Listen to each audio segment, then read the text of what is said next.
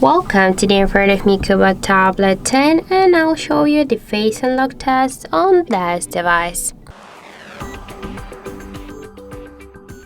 So I just set up my face recognition a couple of minutes ago here to our device, and now I'll make a couple of tries to unlock the device with my face, and we'll see how fast this feature is and does it works. So let's start. 1,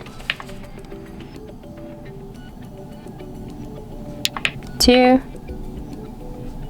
3, 4, 5. So the face unlock feature works here correct and fast. I can unlock the device just less than 1.5, just in 2 seconds. So this is the good result.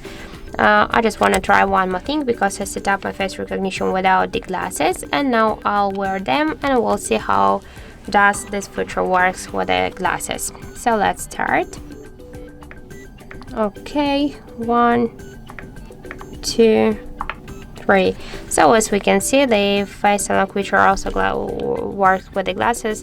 It's worked correct, so I just suggest you to try this unlock method, but don't forget that the face unlock is less secure than the just passcode or pin code unlock methods.